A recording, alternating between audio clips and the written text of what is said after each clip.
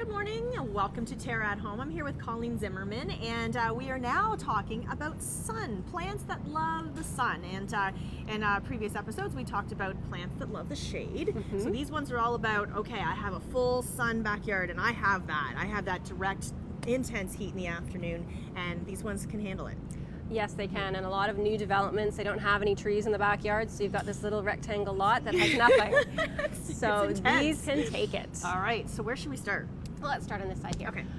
The lovely red flowers are an echinacea, or what's usually known as a purple coneflower, but purple coneflowers are not necessarily purple anymore. Right, so let's just not call it that. Exactly. So the coneflower, they have now bred so that you can still get your purple, you can still get white. There's also like a lime green, there's cream, there's pinks, there's double ones, and this one is called salsa red. It's beautiful. They love the heat. They're great for hummingbirds and butterflies as well. Oh, nice. And you know what? A lot of times people really do look for flowers that will draw natural wildlife, beautiful things like that into their gardens because it sounds pretty and it's just something nice, and it feels good to know that they want to be in your yard. Yes, and the echinacea is actually good to leave the seed heads over the winter because small birds will eat the seeds out of them, so it's actually a food source over the winter as well. Oh, isn't that nice? Oh, you're so thoughtful, Colleen. I know. I try. All right, and what's next? So in the last episode with the shade, I always think that there needs to be some evergreens. Yes, so again, talking about winter interest. Yes, so this one is a globe cedar, so it's not going to get huge, but cedars in general are really good in the sun. And this one being globe, it takes just a little bit of shaping, just to trim it up to shape, but other than that, it's not going to get as big as most cedars do. But you can have a low hedge with it, you can have it as an accent, plant it in groups. Easy to control. Way. Exactly. Okay, very good. And another thing that's great are variegated leaves. This here is an ivory halo dogwood. So it does have a little bit of a flower, as you can see here. Yes. But it's more grown for the leaf color. And then in the winter time, again, winter interest, it has red branching. Okay. So then it doesn't have leaves necessarily, but you get the nice red linear effect in the garden. So that gives you that extra winter interest as well. Some texture of something, exactly. Right? Yeah. Okay. And then other flowers that are, especially for hot, dry sun, are sedums and hens and chicks. Okay. They're standbys. And this particular sedum, and this hens and chicks. the hens and chicks that are great here with just nice red, so you get that brilliant. So those two are good, as you say. They're really, they Excellent. can handle because they hold the moisture. And the nice thing about them, they don't have a huge root system too. So they're great in rockery. They're great in an area where you don't have very good soil or very deep soil. Yes. So you can plant those anywhere as well. And the sedum, although this one's variegated, so you don't necessarily need a flower, it will have a nice pink flower in the fall as well. Does it? And it's a really nice looking plant too, Yes. because of the color textures, the color variations in the texture as well. Yes, and I'm always a proponent for buying things that are good for not just for flowers, but for other things as well. Right. So they have other qualities. Yes. And then this one here is a Veronica.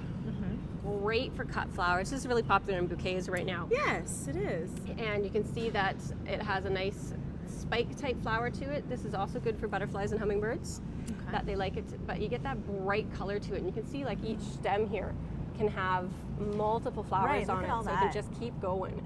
And this will flower for a really, really long period of time. Nice. And this one will give you a nice vertical element in the garden as well. It doesn't get up too tall, maybe 1.5 feet or so, but it gives you some nice vertical color. Okay, very good. Lots of options here. Okay. Yes. And in combination with this, again, if you are trying to attract some hummingbirds and butterflies, this is Nepeta, the purple flowers here. And hummingbirds and butterflies love that as well. It does have a fragrance to it too. It's also known as catmint, so your kitties might like it. But it's a nice plant because also the leaf has a nice little texture to it, as well as it does. It's kind of like that blue-gray. It's beautiful. And you know what I love? You could see how these two look so beautiful together, right? When you put them together. Yeah, in combination. Like it's just such a nice, had that beautiful sort of wild, natural looking garden. I just love that. You get the pink and the blue together, the pinks and the purples. It just looks great. So nice, so nice. Okay. And what else? And up front, we've talked about them before, the knockout roses. Yes. Okay. Amazing in the sun. We love these. So they really, and these are easier to grow. Yes, Lower they are. maintenance. Low maintenance. They don't need hilling. They're disease resistant, and they keep flowering. And they're so beautiful, and you can see. I mean, look at how many buds on this one right here, right now. And they're gorgeous, and you're going to have, as you say, keep flowering, and they have such a beautiful petal to them. Yeah, they'll start blooming in June and go right through until fall. Awesome. why would you have any of the rose at this point, right? Exactly. Okay, what about this one? This is a Weigela. This one's called Wine and Roses. Again, it's another plant that loves hummingbirds and butterflies. It has the tubular flower, so the hummingbirds like to get the nectar out of them. I can see that, yes. And it has a nice burgundy colored leaf to it, so it's a nice contrast when it does flower, but when it's not flowering, you still get the nice leaf color. It's a nice compact plant, good branching. There's lots, the Weigela has been around forever. Yes. But some of the newer varieties, the proven winner ones, they are different habits, like different forms. They're more compact, more floriferous, so they flower longer, flower more, and they just do really well. I love how we move forward, and every year there's just new developments within plant life itself, right? And hybrids and the ability to have more flowers on what we know as a traditional plant, and it's really, every year it makes it exciting, right? Oh, that's exciting for me when I get to go out and tour and find something new. I'm like, oh, what's that? You're like a plant hoarder. I am. It's hard. All right, and back here? And that's an ornamental grass, which everybody knows that ornamental grasses are amazing in the sun. And that's the thing, and there are so many options with grasses. Yes. Like from height to getting compact, spreading out, movement. This one is for height. Okay. This one is an arundo grass, and it can grow up to 10 feet tall. Oh, wow. Yes. It's like a corn stalk. It is. It does have a corn-like appearance to it as is. well. It's got a broader leaf. There are other varieties that have finer leaves with the plumes in it. This will plume as well later in the season. But this one's nice because it grows, as you can see, it'll grow really fast in one season. That's the great thing about grasses too, yes. right? And this one in particular, you could use it as a fence if you wanted to for privacy. Oh my god. Because it does grow that fast. That's a good tip though, because people are looking for any type of, as you're saying, especially in new developments, and you move in and like my backyard doesn't have a single tree in it, right? So you look at that and you're like, I need something quick. So obviously you're looking at fast growing trees and you're looking at elements like that, but also this stuff, it all helps. Yes. So any plant life that that will grow quickly and expand and create a little bit of privacy sooner than later, not Exactly. 10 years from now, that's what you need. Yes, and on the flip side of that too, even if you're in an established area, there's a lot of places that lost a lot of plants this year because of the cold and because of the ice. Yes. So having something like this that'll grow instantly while you're waiting for something else to grow, perhaps while you're waiting for a tree to grow, then this is a good interim tray plant as well. All right, so you've planted these. Care again for full sun, lots of water. Lots and lots of water, particularly when they're first planted. On really hot summer days like we sometimes get, you may have to water them twice a day. So water them before you go to work and check them again when you get home. They may need it again. Now, is it again watering earlier morning, later evening, even for plants? Yes, it's best to water first thing in the morning or later in the evening. Okay. If you tend to water them in the middle of the day, sometimes the heat will actually burn the leaves, particularly if you do an overhead water. Well, I've done it my leaves too. look like this, but because you just want to feed them. But again, as you say, hot summer sun, you got to get in there and you got to give your plants some. Yeah, and it's not the leaves really that need the water; it's the base of the plant. So get underneath. You can, especially with water restrictions, use your watering wand and put it right at the base of each plant, so then the plant will get it where it needs it. Okay, Colleen, you're the best. Thank you so much. We'll have more Terra at home after this. When I dream in color. When I think of color, I think of Terra.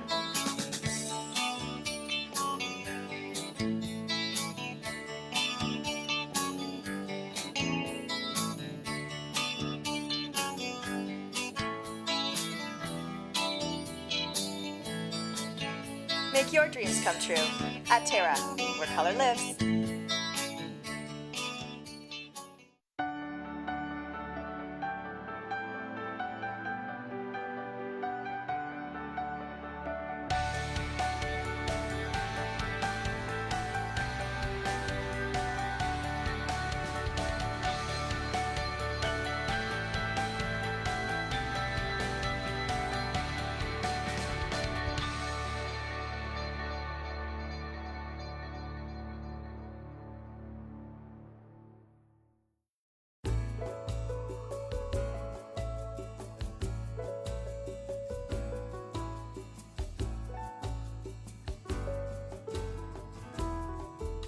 Heritage perennials. Look for us in the blue pots.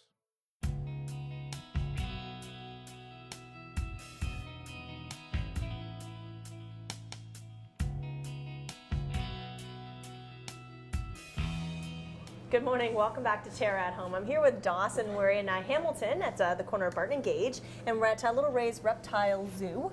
And what a cool environment this is. This is an awesome learning environment. It's great for the whole entire family to come in and see a whole lot of different kind of critters. Right? Yeah, and it is fun for all ages, not just kids. Yes. Like big kids come in too, sure. and the adults for sure. Absolutely. Yeah, definitely. A lot of people, because this gives us an opportunity to see some reptiles that we would never be exposed to, particularly in their natural environment, but very difficult to even find sometimes in places. So this gives us a nice environment and a little bit of a learning experience as well behind it. Yeah, and even for people who have seen a lot of reptiles in the past, like we do have some very rare species here. We've got species of frogs that are actually extinct in the wild, so you can't find them in the wild. That's neat. Some snakes as well. That same scenario. From all over the world, right? Yeah, all around the world. And that's the cool part, is we know even just the rainforest itself and what it holds, and just from poisonous frogs to the coolest butterflies to whatever, right? The environment. It's so neat to be able to capture all these little guys and bring them in here, and for us to be able to be up close and personal. And interact with them. And the awesome thing about with our zoo is we don't actually go into the wild and grab the animals. Most of these animals are actually rescues. And I think that's a good point. Yeah, about 95% of them in our care are people's unwanted or abandoned pets. These guys back here, not Sherman, that's our one in Ottawa, Marathon and Sahara, they were people's pets. And when you buy these tortoises from the wild, from a pet store, they're about the size of a golf ball. Oh, they're so tiny. I remember people back when I was in high school, everyone was getting them for their birthdays and things, right? Yeah. And then all of a sudden, and then they grow. Yeah, exactly. Nobody saw that coming, right? No one saw that coming. Look at them now. And these guys are both under 15 years old. They're not very old, and they can live easily over 150 years. So that's not something you're taking care of either, right? That's your kids, grandkids. Exactly. And that's who's taking. That's the thing, right? And you hear that a lot with birds as well, right? Birds usually outlive their owners. So well, perfect example over here. We've got three Amazon parrots, and they're going to live for a long time. Most people can't afford that kind of care in their lifetime for an animal like this. And often the next generation doesn't want to. Just because you wanted to doesn't mean your family wants to take care of this exotic pet. And that's the good thing about having them come here, is because it is a company, and we do hope to stay around for a while. Sure. We can care for them for the rest of their lives as long as we have the facility for them. If not, we can send them to other zoos that do have the facility to take care of them as well. So if someone actually did have a snake at home or say something like that, can they bring it to you guys and say, you know what, I can't take care of this anymore, I don't know what I was thinking? They definitely can. We do have a drop-off program. Basically, we take in the animals. There's an administration fee, and we process the animals. And if we can't care for it here, we will send it to another facility that can care for it. In Ottawa, we work very closely with another program called the Backyard Conservation Fund of Canada. So any animals that are appropriate to be rehomed to people's pets, they actually audit the houses. And they make sure that the animal, things that are appropriate pets, like bearded dragons, leopard geckos, small lizards. The very common things that a lot of people have. Yeah, and we make sure they go to appropriate houses. And there is some work with that here where we can put people in contact with adoption agencies that will do that as well. I think that's really good. I think people need to know that, because as you say, sometimes it seems like a great idea, but then they outgrow them, and it's best. If you're a living, breathing creature, you want to take care of it and respect it. Well, and like you were saying earlier with people's getting pets as birthday presents, when you're 8 years old, you might want a bearded dragon, but when you're going away to college or university, what do I do with my bearded dragon? Exactly. Will my roommate like my bearded dragon? Or maybe if you can't bring it on residence with you, mom and dad have to take care of it, and they didn't like it to begin with. They just loved you so much that they got it, and then they bring it to us, right? Exactly. And that's where we get a lot of those smaller, more common animals from. Is that's actually the most common scenario right there. The bearded dragons, leopard geckos, turtles, and they live a lot longer than people think. You're told maybe 5 to 10 years when you buy the animal, or 15 years for a turtle, but I don't know many turtle species that don't live less than 45 years or so, right? So well, that's the cool part. So people can come here and they have an opportunity to see all these wonderful creatures through school trips, but also we should talk about the summer camps, because we are in summer and we want to talk about that and really get an idea of what this means to a child to come in here and be up close, personal and completely interacting with these creatures. Yeah, and it's a great program they have here. Up in Ottawa, we've been running a summer camp for a few years, but down here, the summer camp program that they have in Hamilton is absolutely amazing. They go field trips twice a week. Yes. There's swimming, there's all sorts of fun things, and interacting with the animals at our zoo and at other zoos, animals that people wouldn't normally be able to interact with on a daily basis, or maybe even for the rest of their life, and they get that opportunity, and as children too, and it's so genuine when you see a kid's face light up just because they're interacting with an animal, right? It's really unbelievable. I've been in here a few times, you know, in the environment for this reptile camp, and to see, and it's the children talking to me on camera, and you know, and telling me, you know, where this animal is from and how, you know, its lifespan and what it eats, and it's amazing to hear these kids. They're fully educated on this stuff, and then it's only going to help them when they get back to school in September, right? And it's super cool. I've seen tons of kids come into the program. I was actually one of those kids, basically, who had a few problems talking to people when I was younger. I mean, everyone has that kind of phobia, right? It is one of the biggest fears in the world, public speaking. Absolutely. And we have kids who have like social anxieties come in, and just all these things where they have a hard time communicating. Yes. And then when they're holding an animal, it's like they're a completely different person. They're able to walk up to a total stranger and just communicate about that animal. And it really seems like at first the focus isn't on them, the focus is on the animal. I think that's why it takes away a little bit of the anxiety, because they have somebody a little guy to rely on, you know. Exactly. And but then it's no fear. And it's funny how you watch over the few months of kids working with animals, or even a week or so, and that whole focus really changes from like, okay, this is a really cool animal, but let me tell you about another animal that I learned about. And they really just start expanding from there. And it's amazing. We all know kids retain so much information. They're like little sponges. So they're pulling in stats, and it's all back in their mind of theirs, and they hold on to it. It's pretty cool. So for people to register for camps for summer, how do they do that? Do they go online? So they can go online. It's I believe it's reptilestorecamp.com is the summer camp, or you can find a link through our Facebook page, which is Little Ray's Reptile Zoo and Nature Center, which is Facebook, or they can go on our website, raysreptiles.ca. Awesome. So it's a great opportunity for you to get your kids in here, and again, it's open as well to the public for people to come in, and so it's actually facing onto Gage Street off of Barton, right? Off of Barton, and so people can come in and bring your kids in here and walk around and get the opportunity, and all of you guys are fully educated and can really give some good stories and personalized stories, because all these little guys have names, and really it's quite a neat interaction. Yeah, and it's really fun because we do get a lot of rescues, so some of our animals come from really interesting backgrounds. Sure. They don't necessarily come from bad homes. Most of the animals we get are actually in really good condition. Nice. Just, you know, unfortunate circumstances end up with people not being able to take care of them anymore. But now so when they're with us and we learn these background stories, and you can really see the character in some of the animals, especially the birds and some of the tortoises, for sure. People can come in and experience it. Well, Dawson, thank you so much for talking with us today. This is great, and this is right in Hamilton, right in your back door, and a good learning experience for all adults and kids. That's it for now. We'll have more Terra at home in a bit. When I dream in color. When I think of color, I think of Terra. Make your dreams come true at Terra, where color lives. You've sat under them and built forts in them. You've swung from them and fell out of them. You've even fallen in love under them. Trees have always held a special place in our hearts and memories. A natural beauty, trees will grow with you and your family and bring color and nature into your world. For your assurance of quality, look for trees and shrubs with the Medallion plant tag. Medallion plants, locally grown, the pride of Niagara. The Hamilton Spectator. At work, at home, or on the go. Read us online, in print, or download us to your e-reader. Get the Hamilton Spectator any way you want it.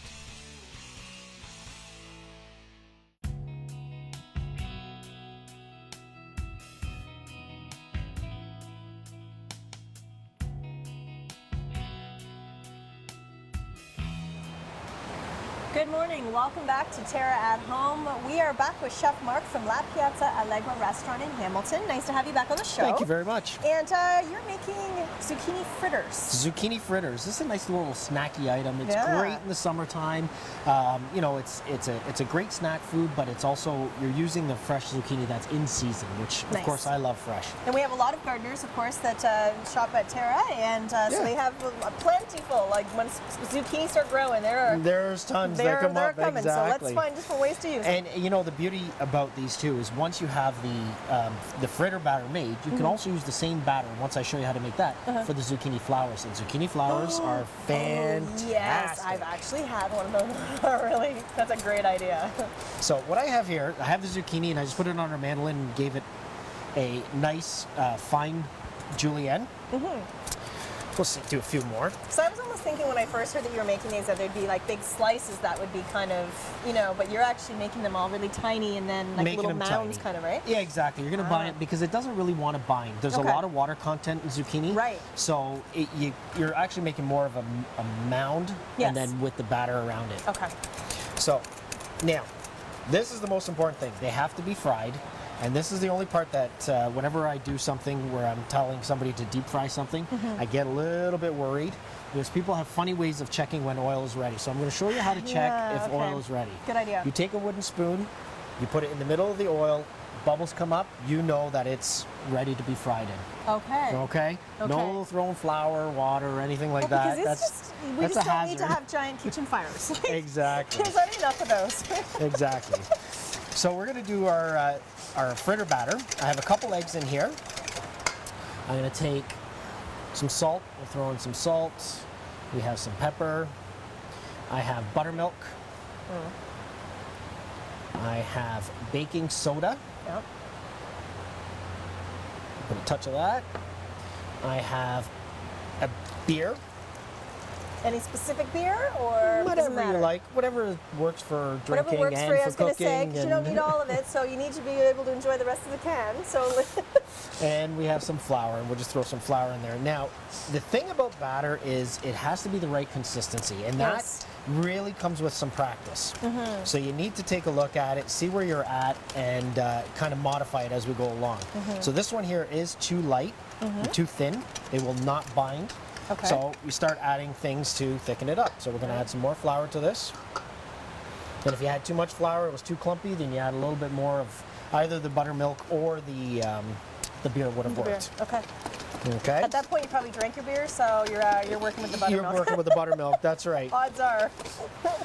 So we get that all mixed in. But it is actually great to learn to make just a simple batter like that because, as you say, you can use it for so many other It's got reasons. multi-purposes, and you know what? If you deep fry almost anything, it's going to taste good. It's true. Deep fry is the secret of life. We already talked about deep fried Mars bars. I mean, with the Brits and the Scots, they all really had. They like that stuff. The English and the Scottish, they're all about deep frying everything they can get their hands on. Exactly. Works out.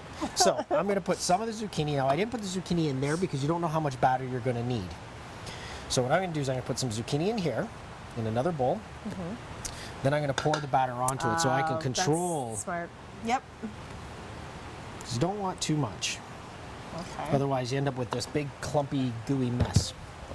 Then we take our tongs, we mix it around, make sure that it's all coated and covered. And there we go. The best part about these is that when we come back from break a little bit later, we're going to make a bit of an aioli for them, Yeah, right? I'm going to do a saffron aioli, and it just get a nice little floral. Yeah. And then we start putting them in. And just clump them together and drop them in. And they're actually going to bind and stay together within there. They should totally are. bind Look with at the that. batter that you have. That is so cool. And then And you because just keep again, on they've doing been them. finely sliced like that, they'll cook so quickly. They'll cook quickly, yeah. Now the only thing with this is you can't do it the zucchini ahead of time because of the water content. They will bleed a lot of water. Okay. And if you get too much water into your batter and stuff, it just doesn't work out well. And flip those two, Wow, those the look first two. so good. And it is. It's a really quick. It's a quick amazing. fry. And they're all browned up and beautiful. Oh, I love it. So we'll put some more in, and we'll just keep on making zucchini fritters here Wow. while those ones are cooking. But again, as you say, once you've done, you've taken your mandolin and you've chopped them all up, and it's really not that labor intensive to be doing that with zucchini. No, just not at all. make a whole bunch of them, and these would be a really good treat for people, I can just imagine. I'll throw them straight onto the board. Look at those. Look at Those that. are great. And those are So I guess you cooling could a also little. do the the paper towel thing and let them kind of absorb some of the oil absorb into the paper towel. If You can, if the oil is at the proper temperature, it won't absorb a lot, especially because it's not really thick. I mean, you can see all the holes and the gaps in there. So it's all going through. It's going through, exactly. Oh, that's So- what I love about these. This is a really great idea.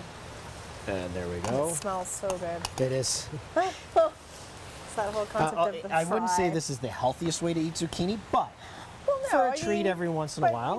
It's a vegetable still. It's zucchini. So you put a little bit of salt and pepper on there, or just a little salt? Just a little bit of salt at Okay. the end there. And you So can do this good. with almost pretty much, you can do it with carrots, you can I do was it just with thinking zucchinis. carrots, yeah. I've never tried it with peppers.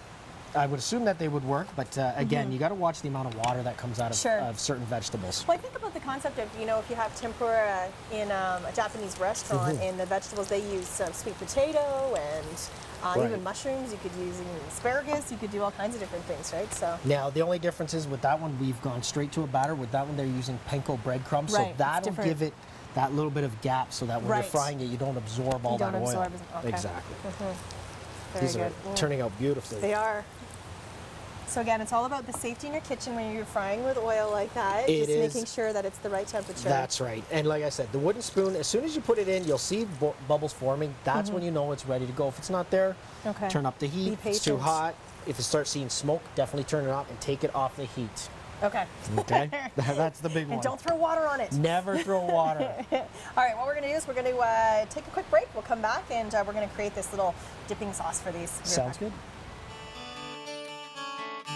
When I dream in color. When I think of color, I think of Terra.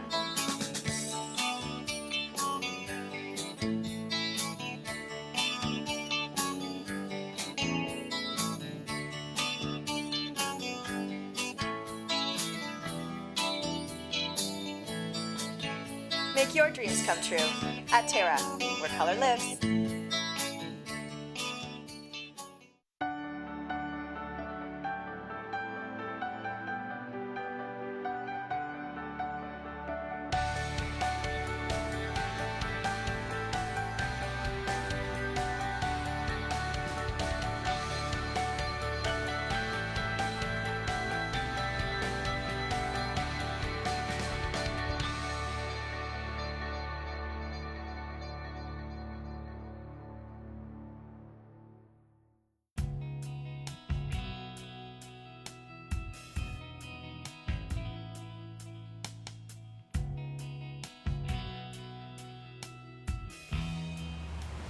Good morning, welcome back to Terra at Home. We're back with Chef Mark from La Piazza Allegra in Hamilton, and we have our lovely fritters all done. Fritters are all done. Yeah, now we're just making an aioli. Okay, so I've been So- watching you kind of make this, but what exactly is in there? So what I have is 2 egg yolks, and then you start whipping that first. Okay, when it gets to that this pale yellowish white color, that's when you start adding oil. So I'm going to add a little bit of oil to it.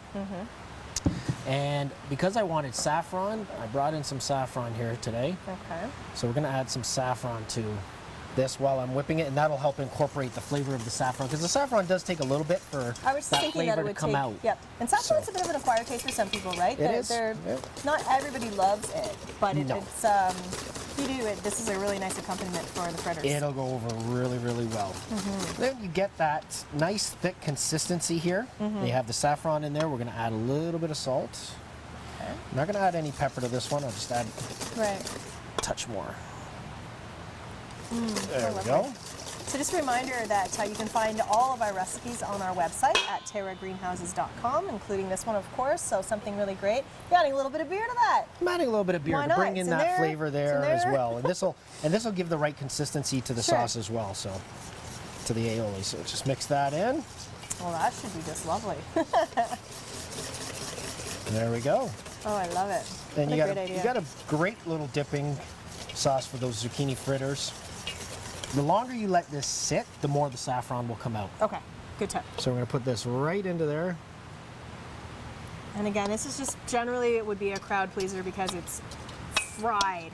And fried is just good. You can't go wrong. And some people just stay away from that all the time, but at a party and hanging out with someone, you're more tempted to just have a little treat once in a while and pour yourself a beer. Not every day, but yeah, exactly. once in a while. Well, thank you. Always great to have you on Thank the you. show. This was a really great summer treat. That's it for now. Have yourself a good weekend.